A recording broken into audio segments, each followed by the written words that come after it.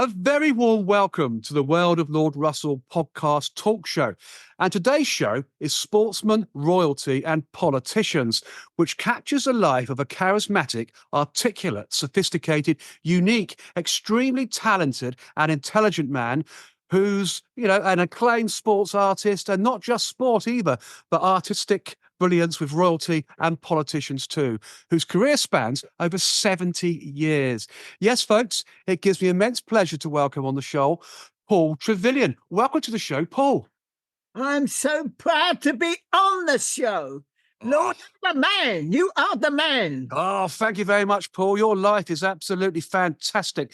And when I was writing these show notes, my word, it was a fantastic joy to write. You've had a tremendous life. You really have.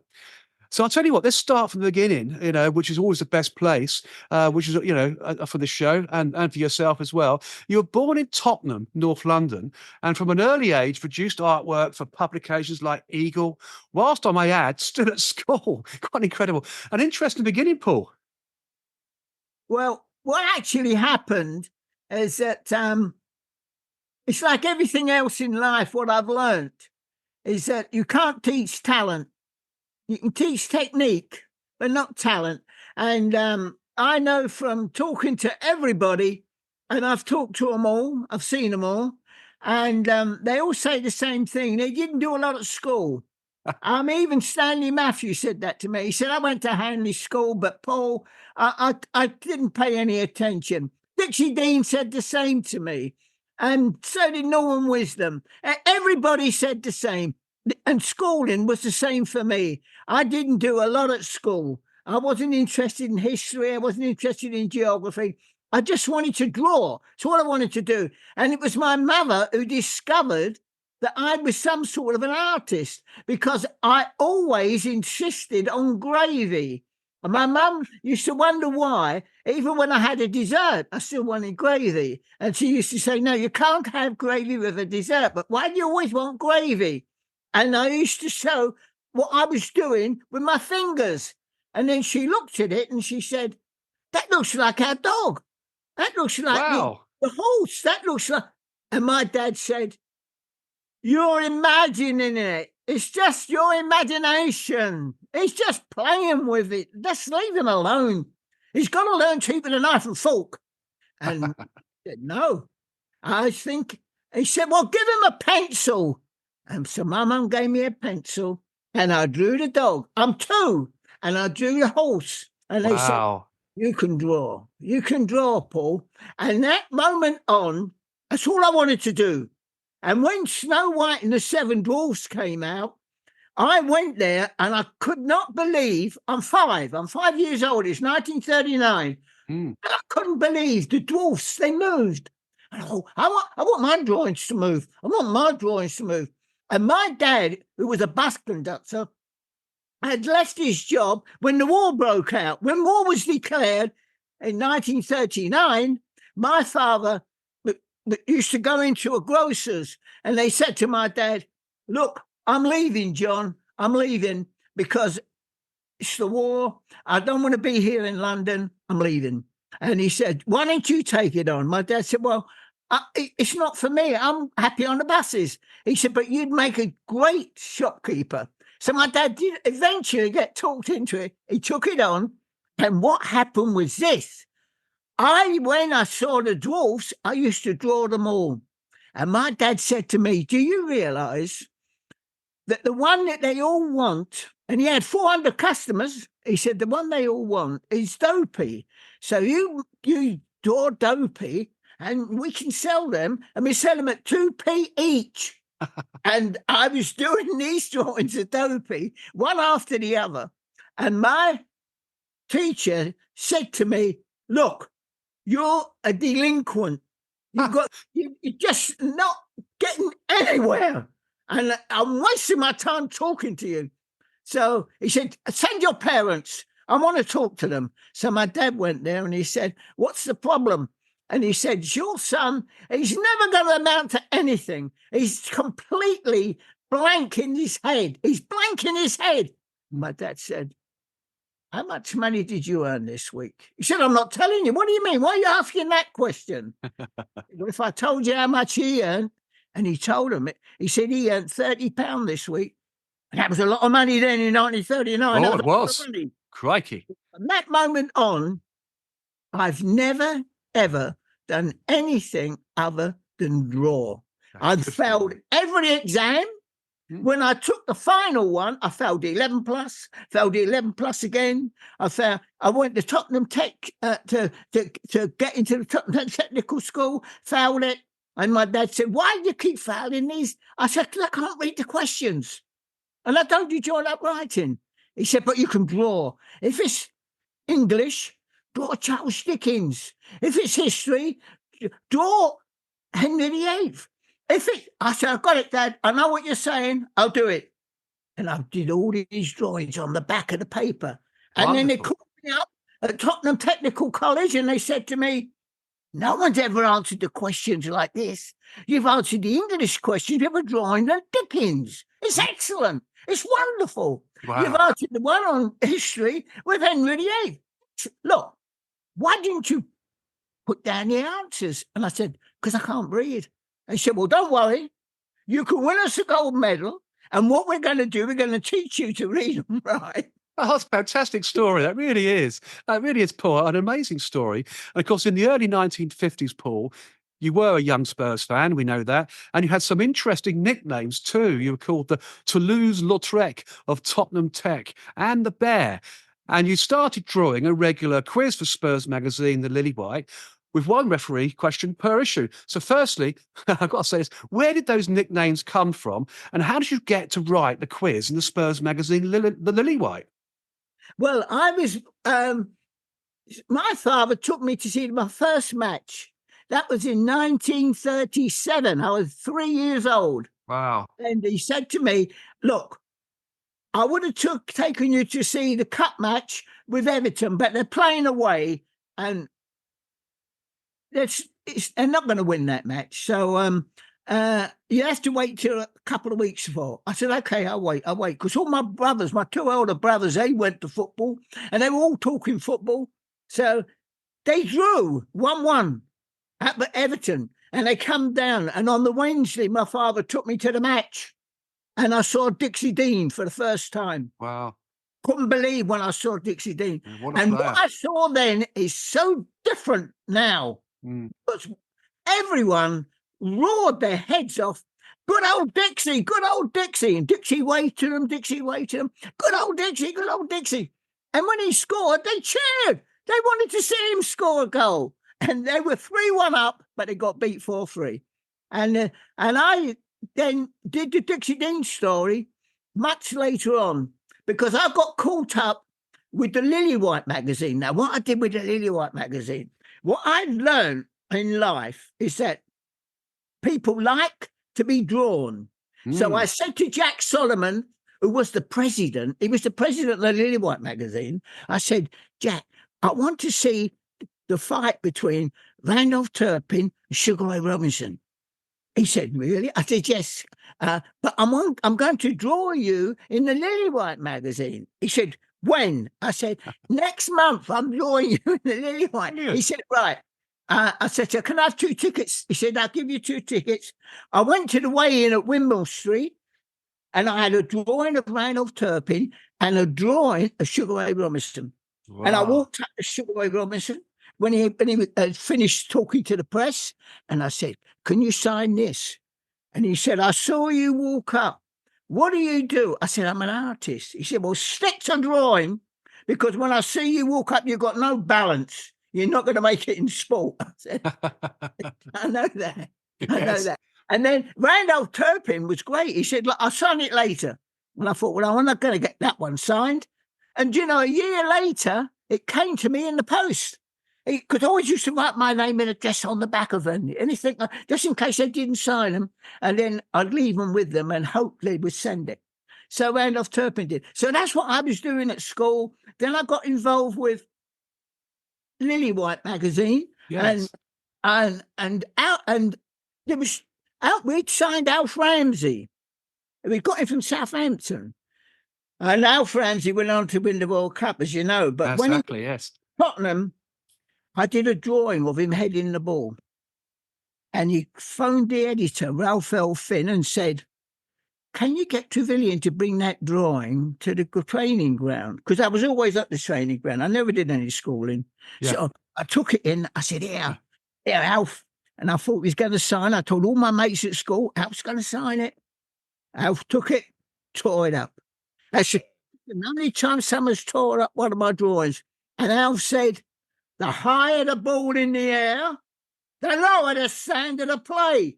Do what a player does best. What do I do best? I said, you pass the ball, you knock it 30 yards, it goes straight to it. Right. Now, if you want to do someone heading the ball, draw that loft house. But don't draw people doing things that they don't do best. So interesting. I learned. Bill Nicholson gave me the best advice ever. All he ever said to me was, sharpen a few more pencils, get busy. And he kept me, and I used to sharpen the pencils. Well, fantastic. What a great story. You know, it really is, Paul. It's fantastic. And from the 1960s through to the 1980s, you designed and illustrated pieces for the Daily Mirror, Daily Express, The Sun, the Daily Telegraph, The Times, and TV Century 21. And your work, has been syndicated worldwide. So your brand of artwork was truly identified as a product of pure genius and quality, Paul, wasn't it? Well, the one thing I did, look, I was born 1934. So in 1939, the war was declared. I was 5. And all through the war, I used to look at Winston Churchill with his little victory sign, a big smile on his face. And I thought, we're going to win. We're going to beat Hitler. We're going to beat Hitler. We're going to beat Hitler. So I was happy with that. Really happy. And it kept me going all the way through. Even when we was in the shelters, during school time, this is true, there'd be daytime raids. And the teacher would say, right, everyone stand up. First line first row first, the first line, first row, and march, don't run, march to the shelter.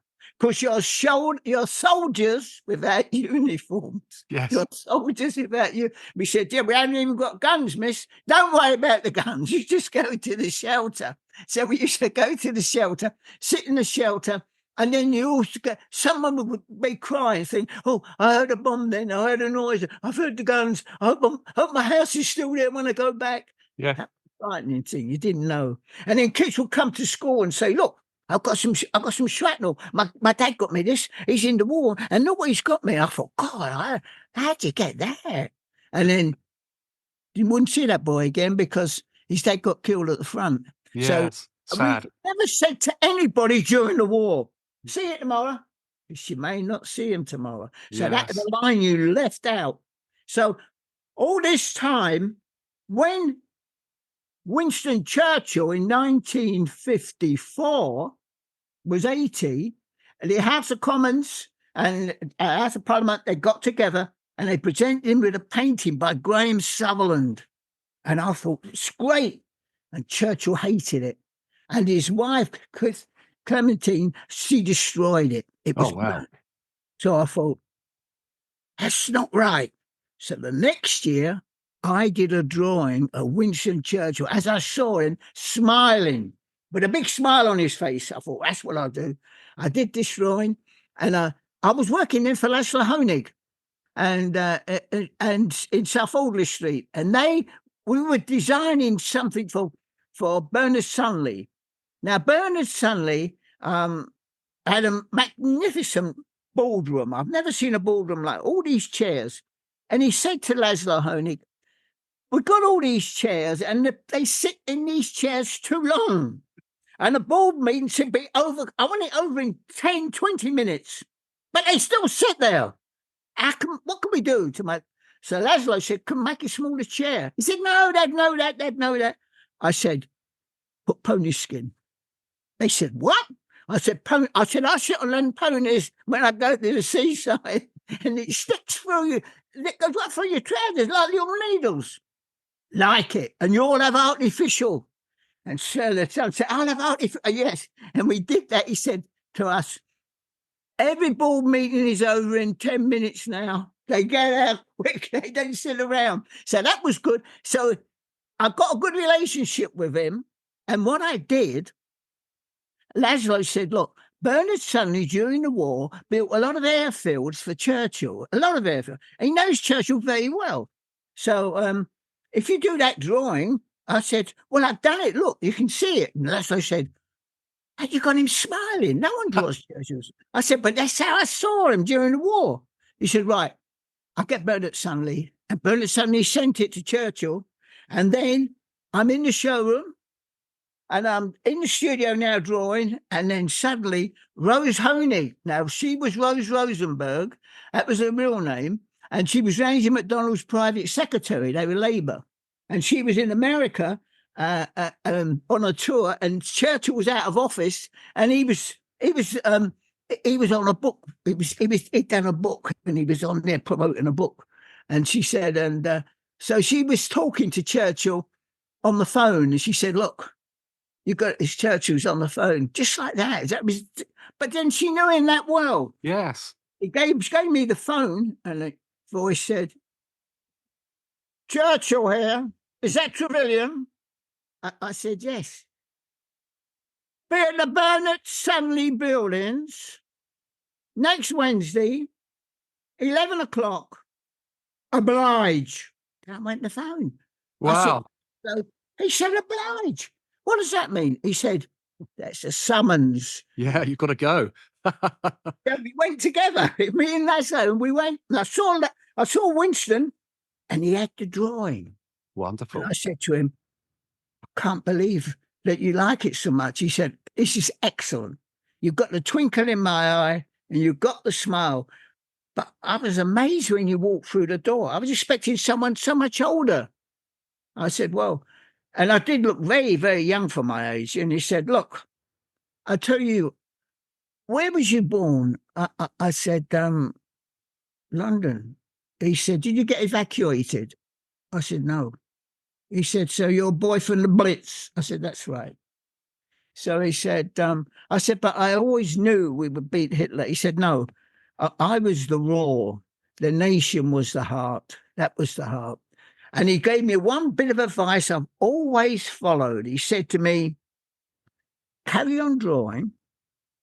Make sure that you never follow in somebody else's footsteps. If you do, Good advice. never advance. That was Winston. Good So advice. Never give up. That was Winston. What a great lesson. I've learned from everybody I've ever met. In fact, when I was doing the dwarfs in my father's shop, and we were selling Dopey, and we weren't selling. We sometimes sold Grumpy, we sometimes sold Happy, and we sometimes sold Doc, but we never sold Bashful, Sleepy, and Sneezy. And I thought, I wonder why that is. And I draw them well, I draw them really well, but we never sell them. And it's always Dopey's the big one. And then one day, one of our delivery men came in and he said, those drawings on the wall, who does them? He said, my son. He said, he doesn't, yeah, he's 5. 5, and he can draw like that? He said, yeah, he's always been able to draw. You don't teach talent, teach technique, can't teach talent. And he's always been able to draw, as simple as that. He said, well, I've got a daughter, same age, and she's talented. He said, I'll tell you what, I'll bring her in. And the next time he turned up, this is true story, because I've got all I've got the photographs. If anybody wants to see any of this, anybody wants to get any answers to any of this, you could show it to them on screen. And he said, I'll bring her in. And she got on the counter, my dad's counter, and she danced up and down, singing at the top of her voice. And I thought, I can't believe that. Well, that's a talent. And who it was Shaney Wallace. No. And she played Nancy in the film Oliver, which had Oliver Reed, had Bill Sykes, and it had Rob Moody as Fagin, a massive hit. They still show it every Christmas. I do, And indeed. that was Shaney Wallace. And I didn't know at the time. And I met her recently, and she said to me, Paul, I said, do you remember when you danced on the counter? She said, I've danced everywhere. But That's a fantastic story. It really is. And then, of course, the cult classic cartoon strip, You Are the Ref, which was responsible for around 90% of all the 1970s playground rows, of course, made its newspaper debut in 1957, featuring a series of hardcore refereeing dilemmas. And it demands you react instantly and accurately to the situations you face. Answers at the time came from Stan Lubber, head of London Referees Association, then, of course, Clive Thomas, and finally Keith Hackett. And, of course, Keith Hackett's been on the show last year. Fantastic man, Keith. So how did this brainchild, You Are the Ref, come about, Paul? Well, in 1957, I did a series for the Sunday People called Hey Ref. I didn't call it You Are the Ref. I called it Hey Ref. Hey Ref! Hey Ref, what's he doing, mate? Guy's an idiot. Now, I always stand behind the goal. Always. And that way, I can see the visiting team. I can see all their defenders in the first half, and in the second half, I see all the forwards. And then I can make little sketches, make notes, do drawings. Behind the goal, right behind the goal. And I've never didn't ever catch the football. I didn't ever. Oh, I stood always behind the goal, and the ball used to fly in. So the people were catching it. And then one day I did catch it. And that was at West Ham, Upton Park. I'll come back to the bit about You Are the Ref. At Upton Park, I caught the ball. And Gordon Banks come round. Jeff Hurst had hit it, and I caught it. And Gordon Banks come round and said, can I have the ball? Can I have the ball? And I looked at his hands and I thought, I look at my hands, they've not changed. I looked at his, broken, twisted. So I went straight into the Sunday Times. I said to John Lovesley, we've got to do a strip. And I'll draw the hands of Gordon Banks, and we'll find out who broke each finger, whether it was Georgie Best, Gordon, Francis Lee, Pele, anybody. Let's find out. And Hunter Davis was there, the man who wrote the Beatles book. Hunter Davis said, I'll come with you. And we went there together. Gordon Banks did that. And I've got the thing that appeared in the Sunday Times. And it's all the geography. But I was always behind the goal drawing the players. And then I heard the fans saying, hey, Carl, look at that. That referee's an idiot. Referee doesn't know what he's doing. And I thought, no, I had a book given to me at school because I learned how to whistle from my teeth because I used to play in goal. And when I played in goal, because I couldn't play on the field, I didn't have any balance, but in goal, I was good. I could catch lightning.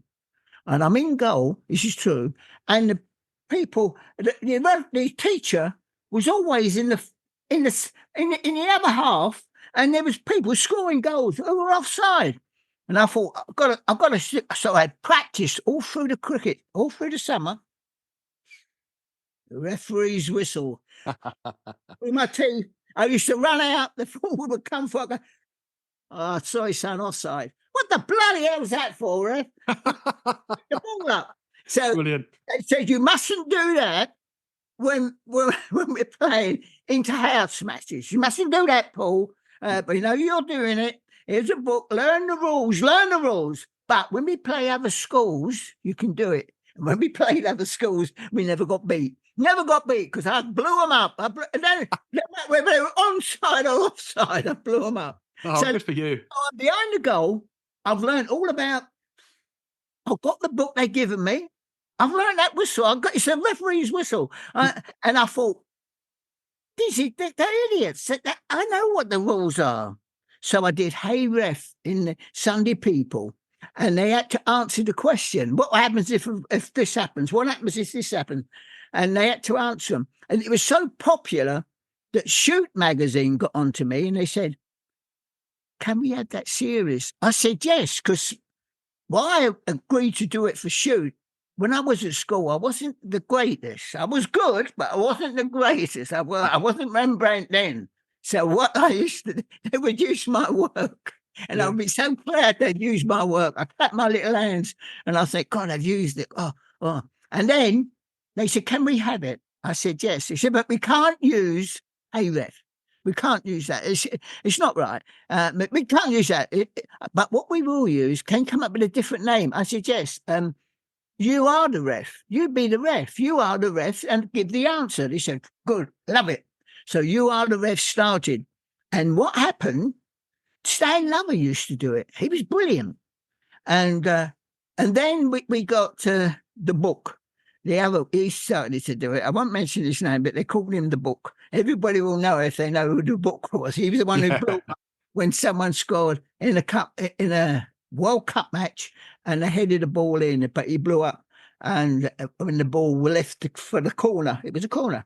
So I watched the cup final, and Keith Hackett, 1981 cup final, and that was Spurs, and they played Manchester City, and Keith Hackett gave a penalty. And I said, that's not a penalty. It was Miller. And I thought, that's not a penalty. And I was so convinced of that. And I made everybody hear about it. And so I got a phone call. It was Keith Hackett. He said, Paul, have you checked? I said, yeah, I've checked it. He said, do you still think it's not a penalty? I said, I've spoke to Miller and they all agree it was a penalty. You was right. He said, look, I said, can you help me out? I said, you are the ref, but it takes them 2 or 3 days to get the answers. And I'm racing like mad to do the drawings to shoot.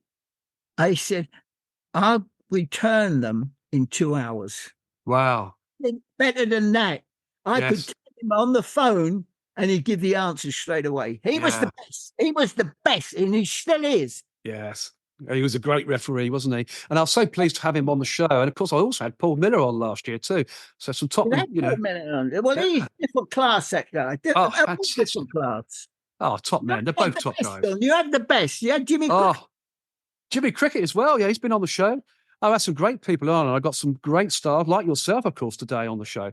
And stars, great ones coming up. He's a great guy, Jimmy Cricket. Fabulous. Absolutely. I worked with him. Yeah. I did shows with Jimmy Cricket up in Blackpool and everywhere. Jimmy Cricket, he's the funniest man ever, and he never swore. He never did. No, he doesn't. He was the cleanest comic, and he still got him to laugh. He did. Completely clean. Never swore.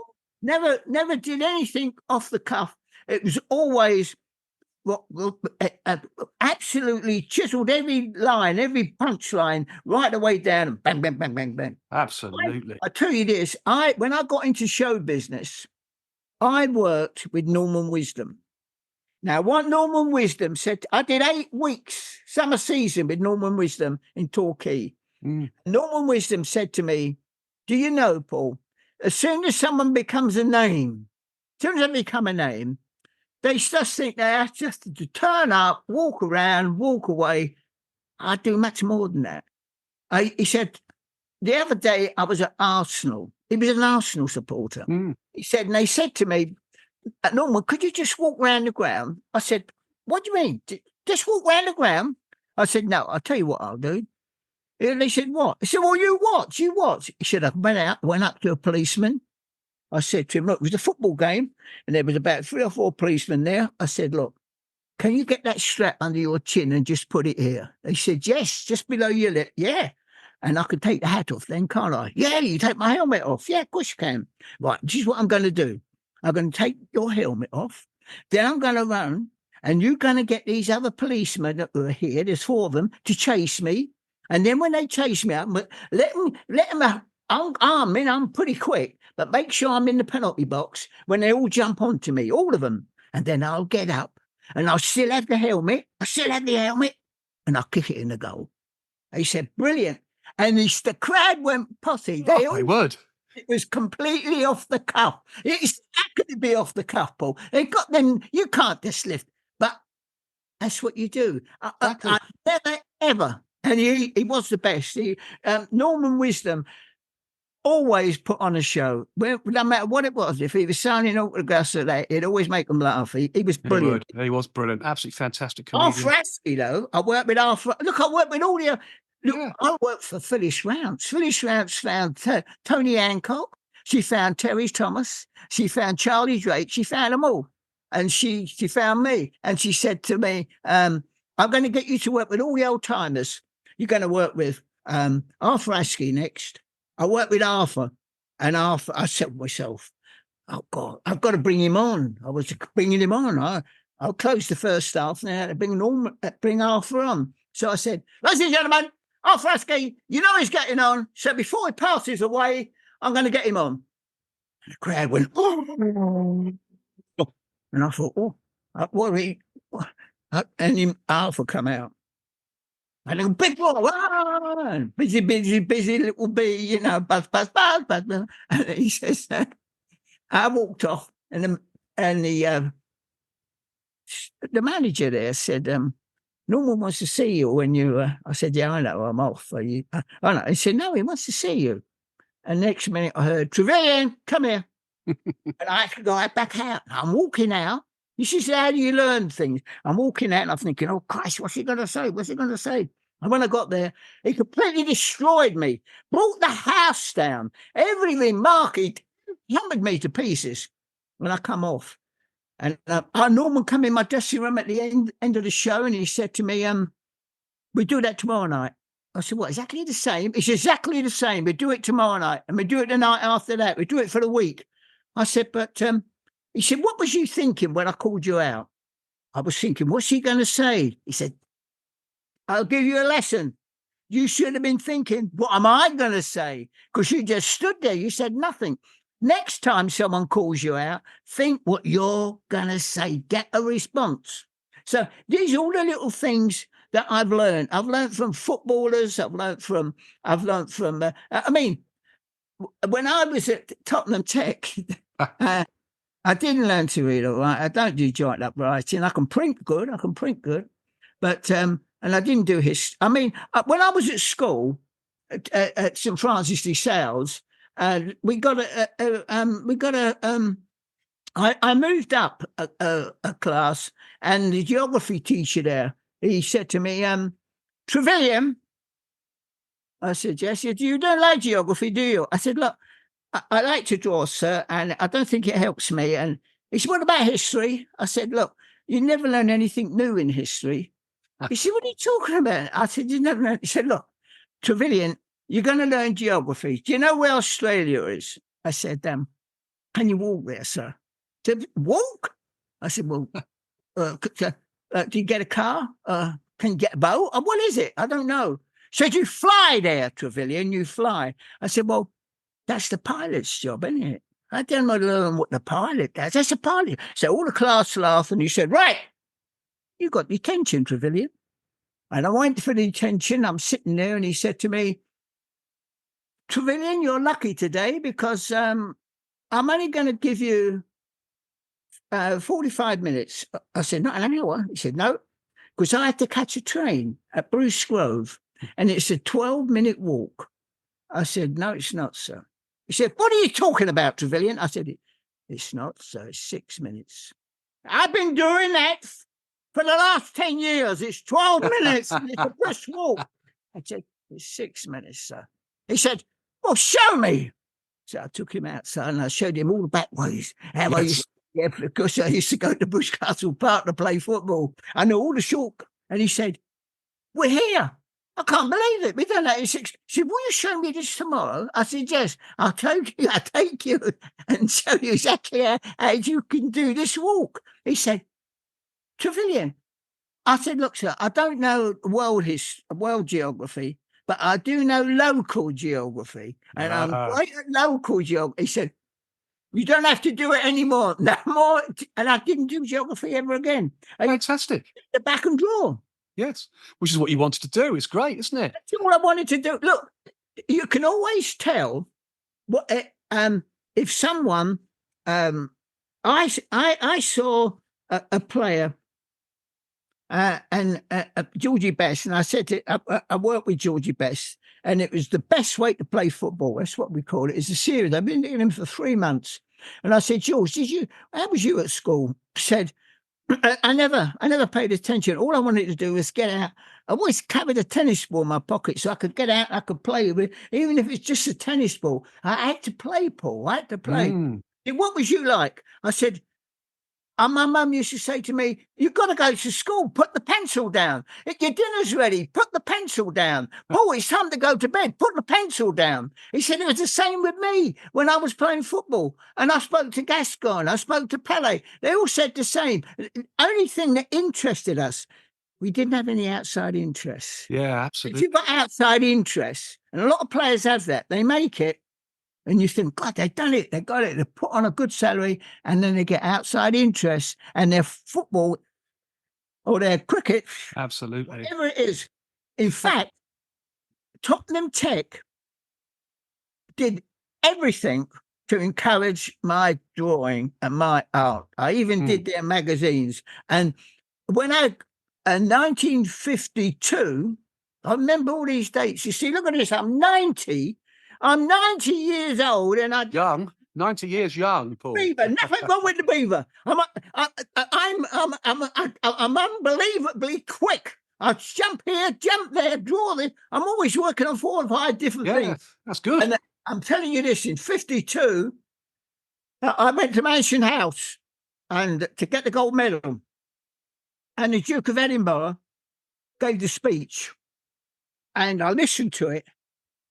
And the first words he said was, because he played cricket. He was a good cricketer, a really good cricketer, could have made it in cricket. And he said, life is not a game of cricket.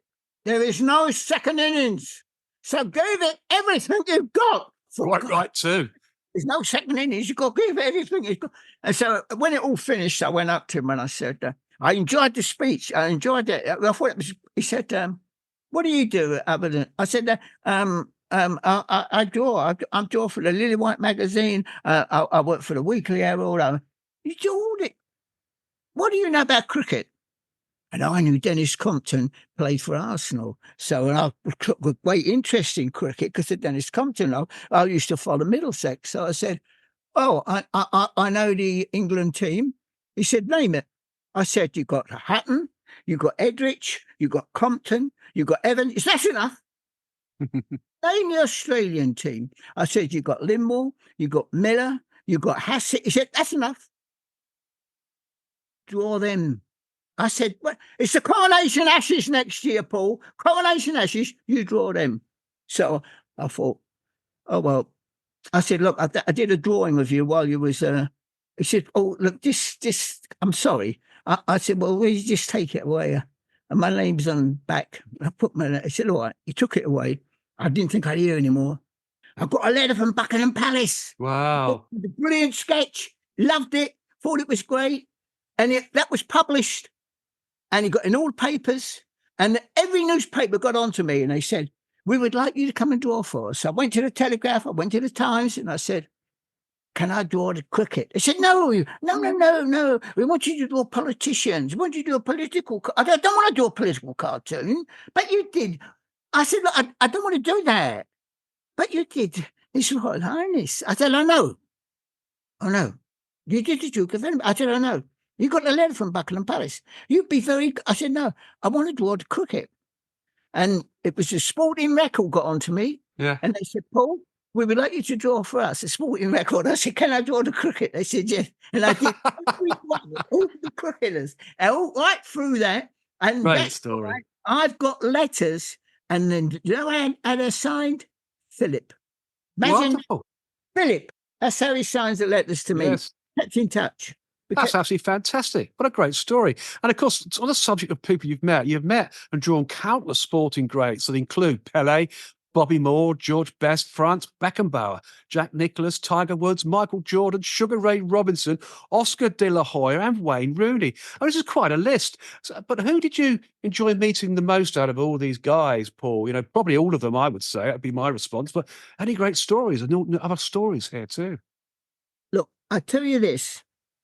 Every sports star who's become a household name, yes, has a personality, and what it is, they're very generous with their time. Yeah, that's the one thing I've learned. They're very generous with their time. Yeah, that's important. Talk to them, not the ones who are trying to make it, not the ones who have really made it. They're very generous with their time. And I did a thing on Pele, and I called it King Pele. And it was published all around the world. And it was my appreciation of Pele. And I had to do a book signing, and sitting next to me was Pele, and he was signing one of his books, and he looked across and he said, I don't remember doing that. I said, you didn't do it. I did it. He said, when did you do that? I said, I did it for Stanley Paul's. It came out about six months ago. Why? I said, goes published in every country in the world. He said, next book you do, we'll do together. Wow. And from that moment on, right up until the last thing he ever did, the last thing Pele ever did, he got a chance to do Snickers. And they wanted to become number one. They wanted to become number one. And they got Pele, and they said, we're going to do generic drawings. We're going to get you. He said, no, because you got to know me. He got me so many jobs. And he said, no, I want Trevillion to draw it. It'd be the 10 commandments, the 10 things I do best. And we do them as little stickers, and we put them inside the Snicker bars. And I did that with Pele. And that was the last thing he did. And Pele, and I've got the newspaper. I send this to people. It went to number one. It was the number one of all the sweets, above Mars, above all the other ones. Fantastic. It went to number one. But Pele was such a gentleman, such a nice guy. And he would, I said to Gascoigne, how good was Pele? How good was Maradona? I mean, you played again. He said, how good was Maradona? I said, yes. He said, I got an orange. I was eating an orange, and I saw Maradona. It's a true story, this. And I got the orange. I said, what's this? And I laid down on the floor. Now, I've seen people stand up and try and keep the ball up, and they're moving here, there, and everywhere. The ball's controlling them. Lay on the floor and then keep the ball in the air. You can't move. You got to keep it up. So I laid down on the floor and bump, bump, bump with the orange. And I got up. I said, what do you think of that? And do you know what Maradona did? Go on, tell me. Got his 2 socks, rolled them into a ball, and then he did it with his socks, and he kept it up laying on the floor. And I thought, different class. Different class altogether. So, I mean, they are, I mean, I got to know all the cricketers when I did the 53. I got to know Hutton. I got to know Compton. As Compton said, I said, you come down the wicket, Dennis. But he said, no, sometimes I come down the wicket. I come down so far, forget what I've come down for. He said, but yet he could leave the ground and no one ran up to him to come in, because he'd already signed them. I said, no one's being held up. With Norman Wisdom, I had to go and get him his ice cream honestly, every time. I said to Norman, what do you do when you go on holiday with the children? He said, I stay in a hotel. I said, you stay? He said, I can't get out. If I get out, it's can sign this, can sign that, can sign this, can sign that. I can't get out, Paul. So I look out the window and see him, and I wave to them. And he said, I spend the week's holiday in the bedroom. And that is Norman Wisdom. See, he said to me, keep your face out of the paper. Don't get your face in the paper. Don't get known. Then if you're not known, you can walk around Sainsbury's. I can walk around anywhere. Oh, in fact, when I go, look, what amazes me, when I go anywhere and I walk in, and I went to Disneyland because I love not Disneyland. It was the Excel. I went to the Excel, and in the Excel, they're celebrating 100 years of Walt Disney. So I thought I must go because I did the Dwarfs, and I did the Caballeros. I did Pinocchio. I did them all. I did Bambi. So I thought I must go. So I went there on my birthday, and on my birthday, and I've got a big badge, and it said on the badge 90. So I thought that's it.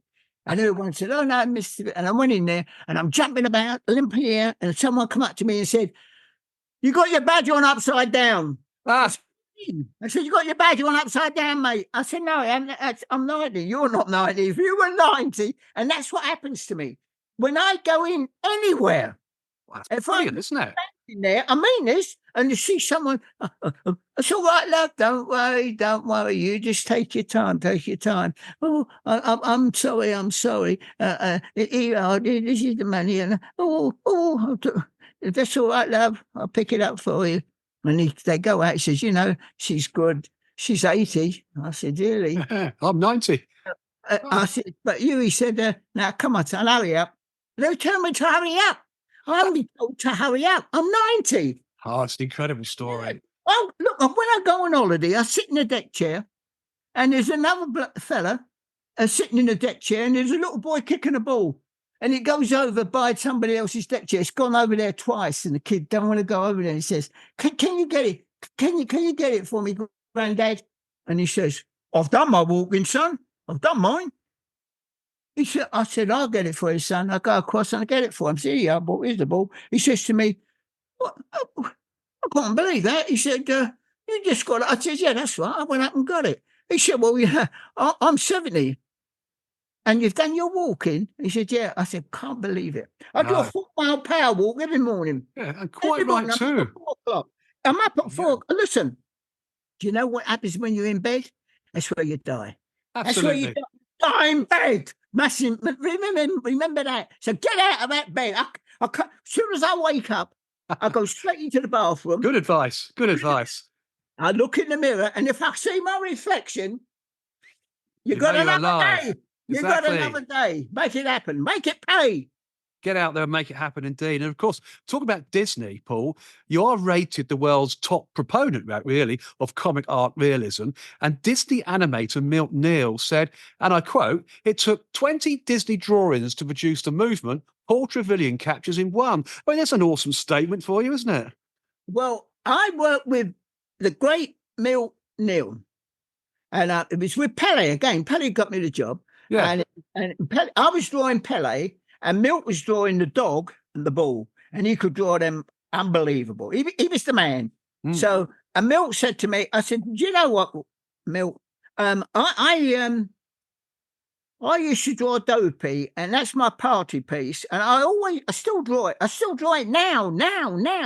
And I don't think anybody draws it better. I've been drawing it all my life. And he said, draw it. So I did it. And he looked at it.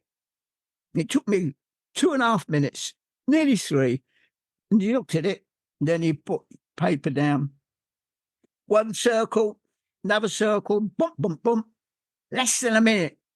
And I looked at it, and he said, you've got your hat pointing up. My hat's pointing down because I want to concentrate on the face. In future, I said, I'll never draw it again. I've seen yours. I've seen mine. I'm never going to draw it again. And I haven't drawn it since. That was 1994. I still haven't drawn it since. Never touched it again. Now, that was Milt Neal. And Milt Neal realised that, I'll be honest, why I get movement is I cheat. I do 3 movements in one. See, if the player's running like that, I'll make sure his hand's out here. I'll make sure. So anatomically, they're not correct. But they look like they're moving. Because I don't want a static image. When a photographer goes and gets the picture, it's static. So I don't want a static image. So I move the arms out, I move the leg, I cheat. And Milt knew this. And Milt said, what's so clever? You do 3 different movements in one. But it would take us 20 drawings to do that, Paul, to get it to that level. But it's brilliant because it works. And he said, I said, I would have made a great animator, Milt. He said, you'd never made it. You couldn't do it. I said, what do you mean? I could have been the best. He said, really? He said, look, see this little pad? There's 20 sheets in there. Draw the Union Jack and make it move in the wind. I said, what? He said, draw the Union Jack, make it move in the wind. I said, I don't know where would I start? He said, watch me. And then he flicked the pad. Yep. And the Union Jack moved. The Union, I couldn't believe it. How good. Look, the Disney anime, I saw all that thing when I went to the XL. And I saw that they got brilliant things how to get all the drawings. You press a button and it goes, you see all the drawings move and they get them to go. But I cheated. I pull arms out. I get arms higher. I will not have a static image. And that's the secret. You got one of my secrets. I've just told you one of my secrets. You have. That's incredible, isn't it? I mean, it just shows what a great artist you are. Yes. Did you know this? I'll tell you something.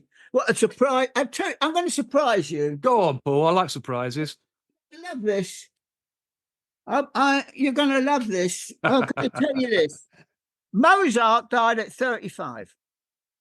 Schubert died at 31. Mendelssohn died at 48. Michelangelo was 80 odd.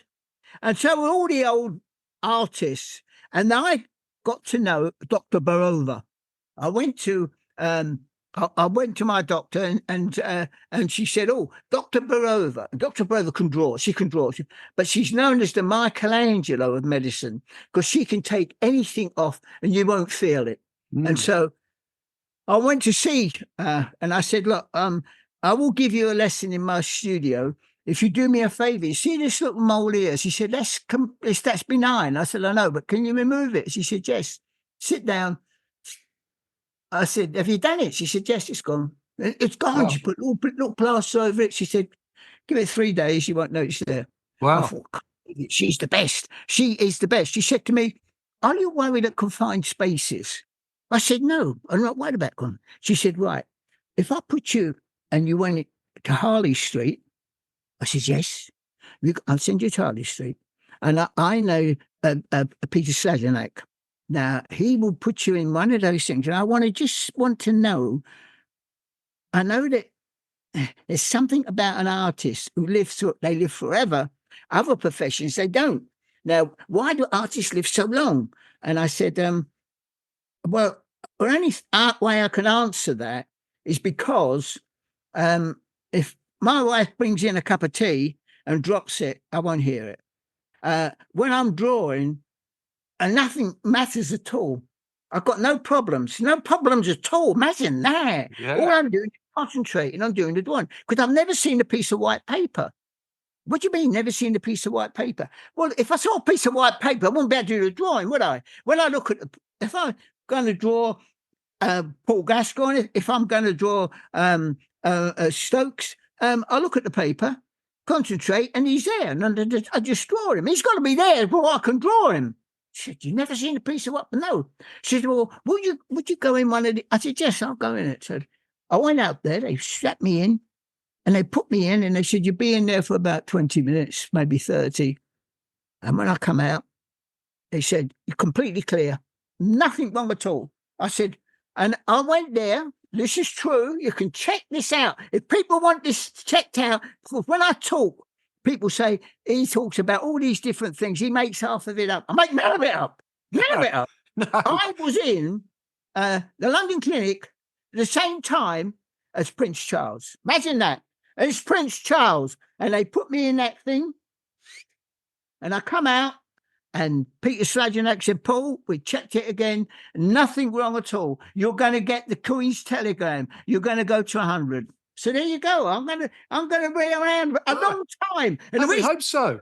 Time is because I don't stop, and that's because life is not a game of cricket. Yes, you've learned from it. You see, that's that brilliant story you said earlier on. Absolutely right. And, in 2008 as well, you were interviewed in the documentary Roy about the life and times of Roy of the Rovers, a character you illustrated in the 1950s. The film was shown at the 2009 Cannes Film Festival. What a moment in your life, Paul. Cannes. That's probably the biggest film festival in the world, isn't it? Incredible. Look, Roy of the Rovers, I was working on the life story of all the different sportsmen, and we were doing it in the Express. And I'd moved on from Fleetway, and I got a phone call. He said, "Paul, we've got some problems with Roy of the Rovers." I said, what's the problem?" "We haven't got an artist. That's a problem." I said, "Okay, what is it?" "Well, can you come help us out? It's just one series. It's 18 weeks. I said, 18 weeks? I said, "Look, I'm doing this and that." And they said, "Paul, do you remember when you was at school? When you used to I said, I know. You keep mentioning that to me. I know you helped me out. All right, I'll do it." I did Roy the Rovers, took it in, said, "Look at that." They said, "Can't use it." I said, "Why not?" It's not funny, is it? It's a comic. It's a comic tool. But don't you realise? It's not paper. It's a comic. But I said, but look, Tubby's too slim. He's big, much bigger than that. And look at. I said, look, that's comic art. Realism. They're real. As I'm doing the strips in the paper, I'm doing it real. Roy's real. They said, can't use it. So I thought, that's the end. That's the end. Come home. I thought, I've got to carry on now. I did try. Got a phone call 2 days later. Paul, still can't get the artist. We'll have to do your work. We'll have to use it. I used it. And by the 12th week, Paul, we're getting kids writing in for his autograph. Really? Yeah. We'll have to get Kerry Dixon from Chelsea. He looks a bit like Roy. And get him to turn up and he can sign Roy Race. I said, and then suddenly I'm at Tottenham Hotspur and I'm talking to Danny Blanchflower, and Danny Blanchflower says, look at Cliff Jones. Look at him there. He thinks he's Roy Race. He thinks he's Roy the Rovers.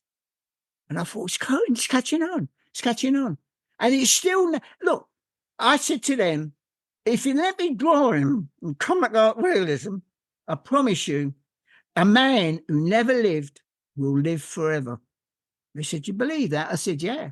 And all those comic strips then, a Tupper Talker, the Track, all these other people, no one remembers them. In fact, there is one character that does get remembered in Tiger. And someone come up to me and they said, I used to like Billy Boots. I said, oh, yeah, Billy. He had magic boots. I used to like Billy Boots.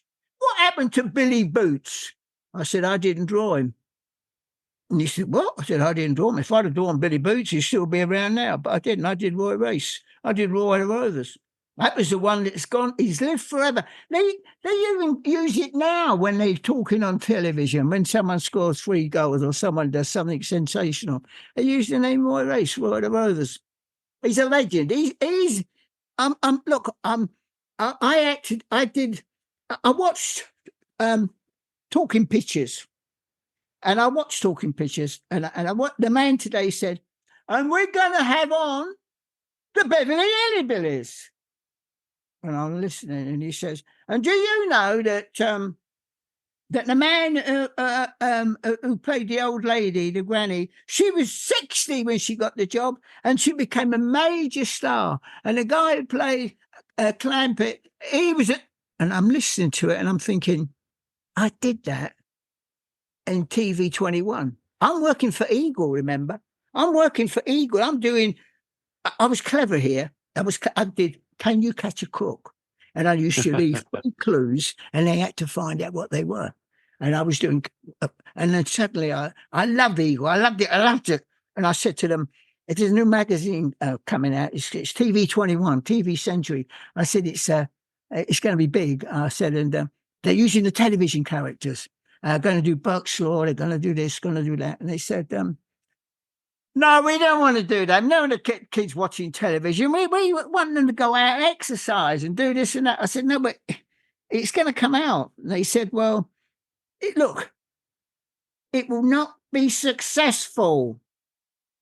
So they got on to me and they said, Paul, can you help us out? Can you draw Burke's Law? But we want it drawn just like the TV series. I said, yeah, I can do that. What, real? I said, yeah, real. They look really real. They look, right. Can you draw Beverly Hillbillies? I said, yeah, I can do the Beverly Hillbillies. And can you draw the monsters? I said, they're the monsters. And I did them. In 12 months, Eagle disappeared. And I loved that paper to death, but it disappeared. And that, everyone, it's unbelievable. And I did Burke's Law, and what's his name now? Forgot his name for a minute. He came over. See, it's a name I forgot. You see that? I'm not 100% perfect. No, yeah, no one is, Paul. And anyway, Gene Barry. Don't remember him. What a man. That was a little trick there. I was playing around a bit. A little bit. Trip down memory lane. Now, Gene Barry, he was Burke's Law, and he came over to the talk of the town. See, I've been around everywhere. People are going to say he's making it all up. No, I'm not. You're certainly not. I was there when the King was in the same, and I was there at the same time. It was 2 policemen outside. I had to get past 2 policemen. Then I went inside. You had to sign all different forms, and it took me half an hour. Anyway, bottom line is, he was at Talk of the Town. He was singing. I didn't know that. Anyway, I took my drawing along. Gene Barry signed it and said to me, I said, look, this is the stuff I'm doing. He said, brilliant. There's no one can compete with you in America. That is the best.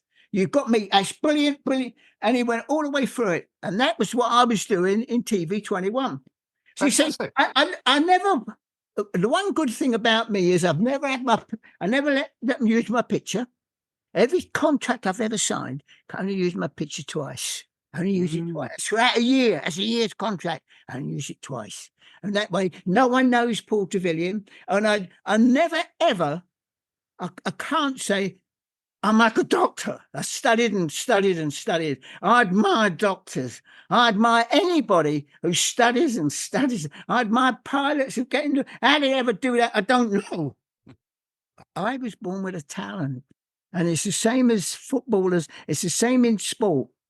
The one thing they want to do is to do exactly pick a ball, hit a cricket ball, or swim. It's there's nothing else I want to do but draw.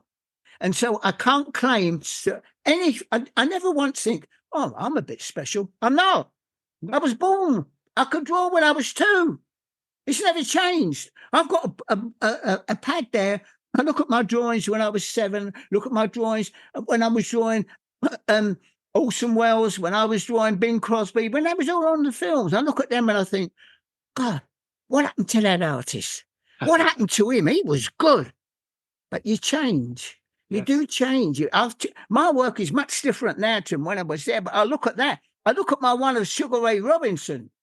And I challenge anybody to draw a better one than Sugar Ray Robinson. That's 1951. 1951, I look at it and I think, wow, what happened to that artist? I don't know what happened to him. And I look back all over the years and I wonder, I would like to get back to doing that. I'd like to get back to drawing like that. But I've changed. You get different and you do different work.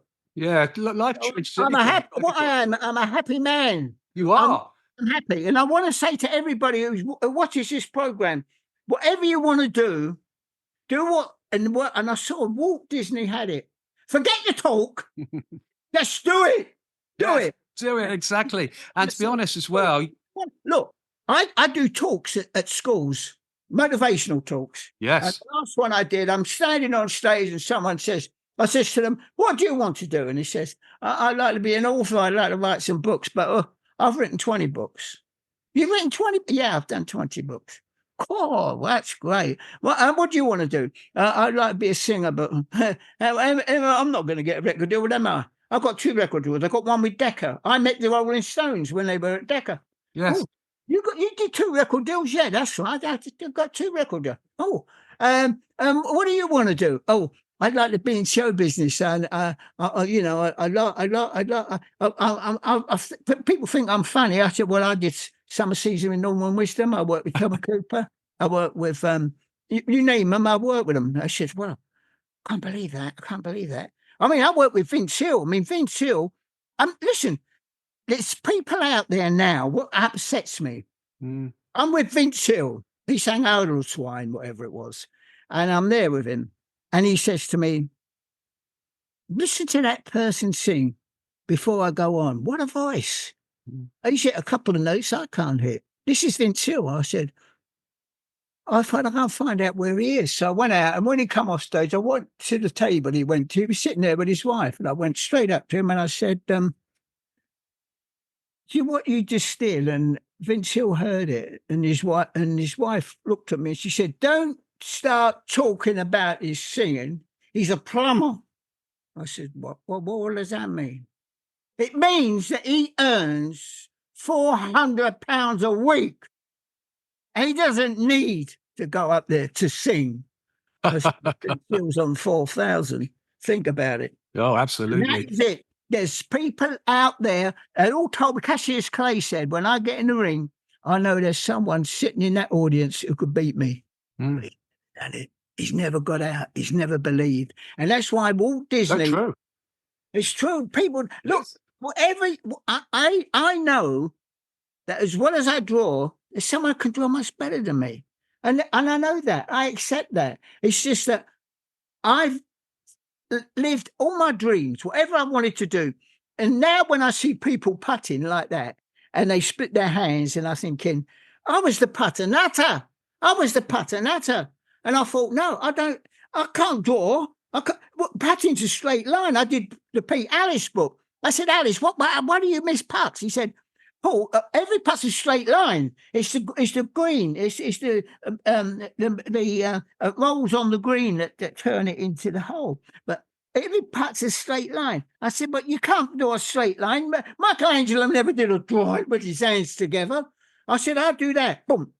And I did it. And I thought, I don't miss. From 4 feet, if I aim for 6 feet, I aim for a hole 6 feet away, not 4 feet. And the speed of it takes out any borrower on the green, drops in. So when I was at one working in Norman Wisdom, I got all these papers. I showed them to people. Everyone kept saying to me, "Oh, well, you're a good putter. Will you come on the putting green? Come on the putting green." I said, "I'll come on the putting green just once, because I never miss." And they said, "All right, come on." And I said, "Right," and bang, bang, bang, knocking them in. They're not knocking them in. And they said, well, I said, that's what I'm doing now. Let's have a bit of fun.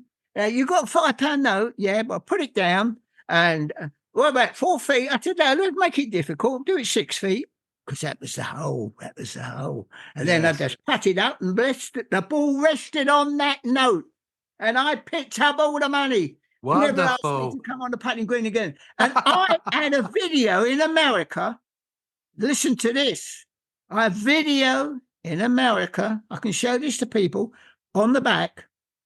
The $1 million challenge from 4 feet to the top 50 golfers in the world. And that was Nicholas.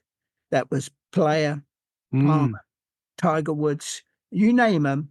That was the challenge. And I said, and they said, what are you going to do with the check if you win the $1 million? I said, I'm going to give it to a local hospital. It's a check that goes to a local hospital, $1 million check. So I'm just waiting now for someone to. Not one of them took it up. Not one of them. No Tiger Woods took it up because I don't miss. And the reason I don't miss, they putt with their hands together. You can't. Yes. I'm an artist. I can't draw like that. I can't draw like that. So why don't you hit putts like that? You can't hit a putt like that. Not straight. I watch Speed. I watch McIlroy. I'm having a bit of trouble on the green. I've got my coach. He's showing me what to do. Oh, forget it. Forget it. You don't know how to putt because you're putting with your hands together. So is there any questions you want to ask me? Because I've been talking and talking. You have, and it's been interesting to listen to you, Paul. I was sort of drawing to an end anyway, but I'm just saying, you say you're just an artist, but actually your non-art life so far is as follows. And I've got a long list here. Let's just bear with me. A stand-up comedy career with supporting Norman Wisdom, as you've previously said, and Bob Monkhouse, of course, or two, amongst others. A brief record deal, being crowned world speed kissing champion with over 25,000 kisses in 2 hours, meeting and drawing Winston Churchill, as previously discussed, devising a split-handed putting technique in golf, which we're just getting onto, I guess, there, drawing Ebon Goolagong in the nude for the Sun, inventing sock tags for Don Revie's 1970s Leeds United team, which was subsequently thrown into the crowd as souvenirs, and dressing up as DJ Bear, the Panda of Peace, in the 1980s to pacify hooligans, believe it or not, and spread love in the game. I mean, is there nothing you can't do and haven't done, Paul? Because you seem to have covered most things in life. Look, the reason I became DJ Bear, the Panda of Peace, because the railings were up.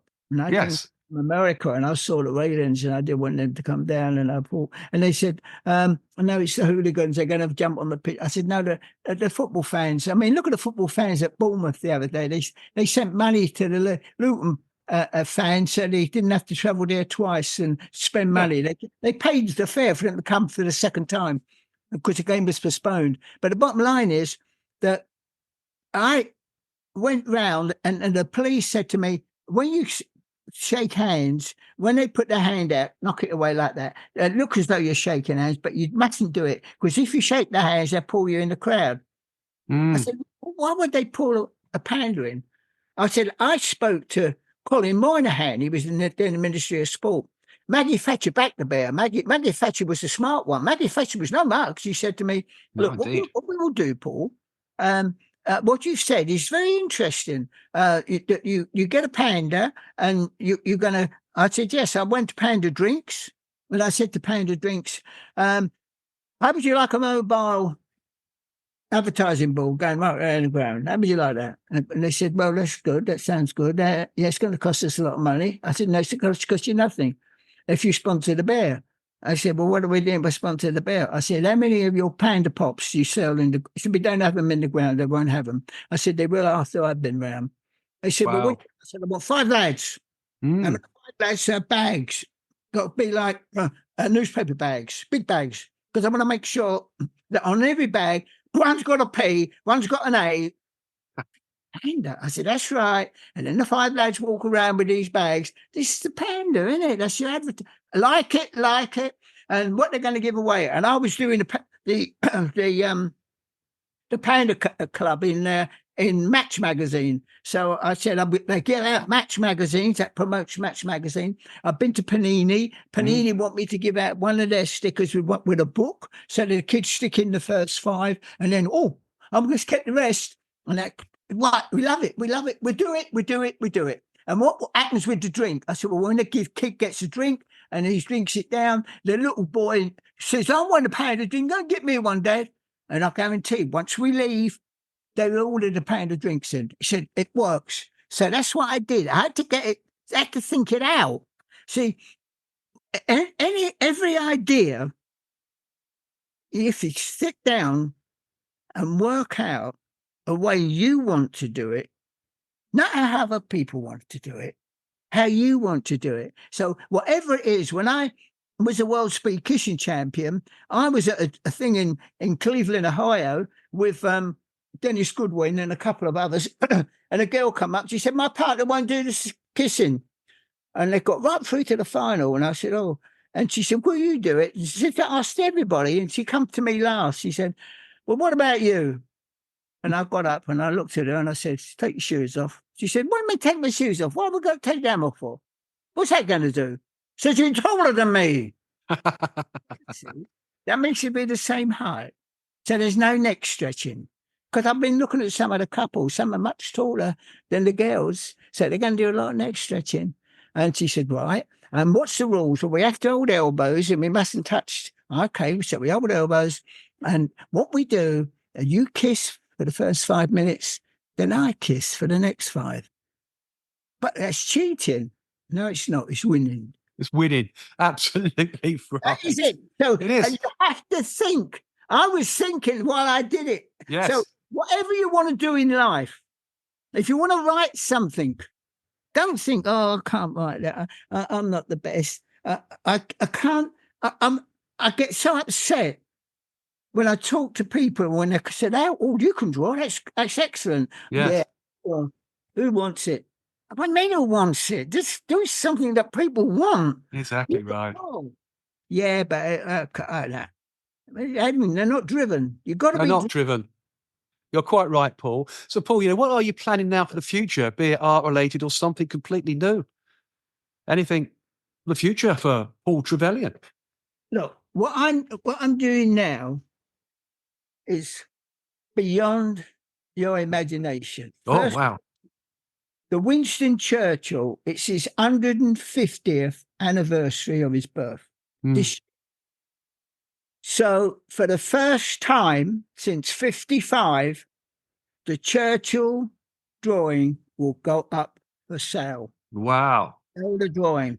I will say. Amazing. Because everyone said, why do you hold that? You put it in the bank. No one sees it. Somebody else would like to buy that and put it on display. So and they're right. So I've agreed to that. I will agree to do that. So that's the Winston Churchill thing. Now, the other thing I'm doing is on Saturday, on Sunday, Sunday. I think, no, it's not Saturday, it's Sunday, Paul. On Sunday, I travel to Leeds And I'm going there for the Millwall match. They still remember the bear, the DJ Bear, the pounder a piece. Brilliant. Remember, because I went there, and when they won the trophy in 1992, when they won the championship in 1992, the DJ Bear was there. I was there with all the crowd. So they know the bear, they know DJ Bear, but they love the stocking tags. They still remember the stocking tags, and they still remember the coming out early. I mean, when I first said to Don Revie, look, get the players to come out, don't exercise in the dressing room, bring them out 15 minutes early.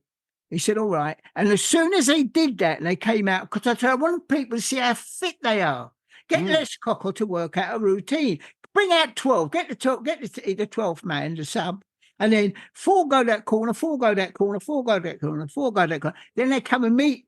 But what they do, they jump, they leap. I said, look, I saw them jumping off a horse. I wouldn't have jumped off of that with a parachute. But they're unbelievable. They're super fit. I've seen Tottenham train. I've seen Arsenal train. I've seen Chelsea train. I've seen them all train. Fulham train. But I've never seen anybody as fit as Chelsea, as Leeds. So they came out early and everyone attacked it. They called it, it's show bears, and they're all coming out. But bottom line was, everyone comes out early now. They do. Look, when I look back on that, and I go up there, I'm in the chairman's lounge. Can you believe that? And do you know who owns the Leeds now? The 49ers. And what that's the NFL. And what do I know about the NFL? I did the drawings of the NFL. And at the 49ers, I've got drawings of them what they signed. Yes. Yeah, look, I've done it all. And the reason I've done it all is because every day, every second, it's like I'm talking on the phone now. Every second, every minute, I don't waste one. No, quite right. No one will be here tomorrow. Absolutely. No one's guaranteed tomorrow. You only got today. You're quite right. The day is the day. It you is. Don't got tomorrow. That's why every time I told you, I wake up and they straight out of bed. I'm up at 4 o'clock on the 4-mile power walk. 2-mile power walk I do. 4 miles sometimes. Sometimes I just walk for the whole morning, thinking, planning, what am I going to do next? What's the next line? And I've got all these different things set up one after the other. I've got commissions that I'm still trying to do. I'm doing a guy named, I could show it to you. I'm doing, I think it's Leslie someone, and he was the first black footballer. And when they picked him for England, but when they found out that he was black, he didn't get the cap.